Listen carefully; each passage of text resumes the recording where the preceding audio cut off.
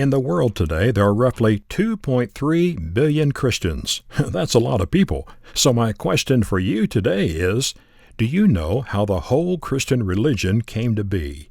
Where did it start? How did it start? How long ago did it start? Lots of questions there, so let's go back to the beginning. In the Bible, we read about a woman in the country we today call Israel. Her name was Mary. A little over 2,000 years ago, from out of nowhere, an angel of God appeared to Mary and gave her the most startling news the world had ever heard.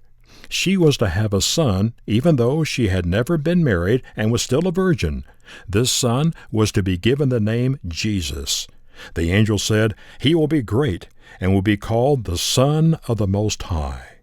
Mary had a hard time believing this, but before the angel left her, Mary acknowledged, "I am the Lord's servant. May it be to me as you have said." Sure enough, within a year, the Virgin Mary did give birth to a son. But there's more to the story. Mary was obviously a deeply spiritual young woman who had grown up to believe in the power of God.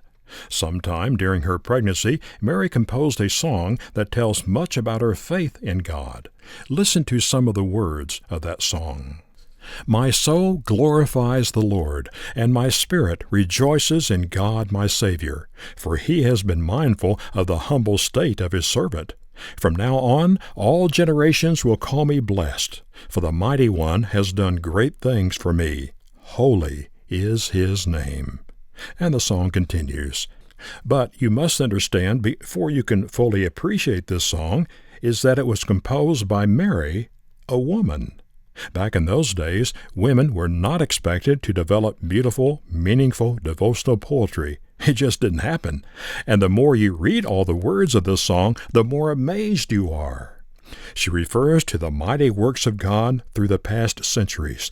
She writes about God moving and acting in the political scene over the past hundreds of years. She revels in the goodness of God as he fills the hungry with good things, while at the same time he sends the rich away empty. She focuses on his favored people, the people of Israel, recognizing that he extended his mercies to them over the centuries. This is an amazing song, and to think it comes from the poetic heart and mind of a young woman who may have still been in her teens.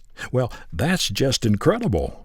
But I think it just shows how magnificently God selected this young woman to bear the child, the Son of God, who would grow up to be the one to tell the world about the goodness and the greatness of his Father, the God of heaven.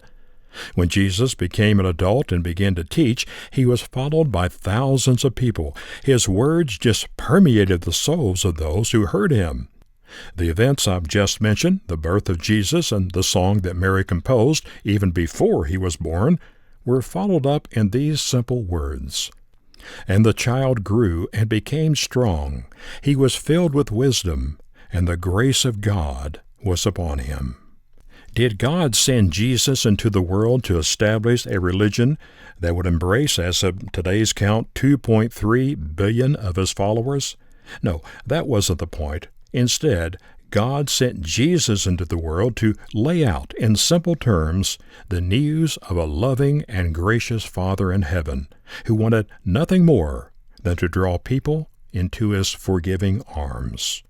So each week at this time, we will draw back the curtain and learn a little more about who Jesus was, how he lived, how he impacted the lives of untold numbers of people, and how you too can become one of his followers.